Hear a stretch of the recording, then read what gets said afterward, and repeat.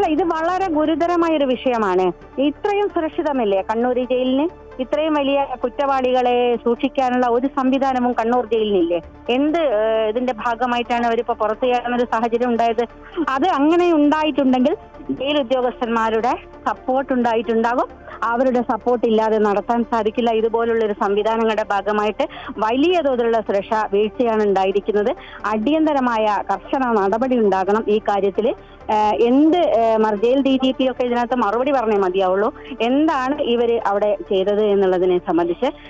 Support ഇല്ലാതെയൊന്നും ഇവർക്ക് പുറത്തിറങ്ങാൻ കഴിയില്ല. കണ്ണൂർ ജയില് നമുക്കറിയാം, പല പ്രാവശ്യം നമ്മൾ ഈ കണ്ണൂർ ജയിലിനെയുമായി ബന്ധപ്പെട്ട് സംസാരിച്ചിട്ടുണ്ട്.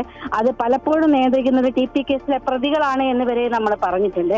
അവിടെ ഉദ്യോഗസ്ഥന്മാരെ ഉൾപ്പെടെ ഭരിക്കുന്നിടത്തേക്ക് അവിടുത്തെ ജയിൽ ക്രിമിനലുകൾ മാറിക്കൊണ്ടിരിക്കുന്ന സാഹചര്യമുണ്ട്. ഒരു പരിശോധനയും അവിടെയൊന്നും നടക്കുന്നില്ല. ഒരു നിയന്ത്രണവുമില്ല. പോലീസ് അധികാരികൾക്കോ ജയിൽ അധികാരികൾക്കോ ഇതിന് മേൽ ഒരു നിയന്ത്രണവുമില്ല എന്നുള്ളതാണ് നമുക്ക് മനസ്സിലാവുന്നത്.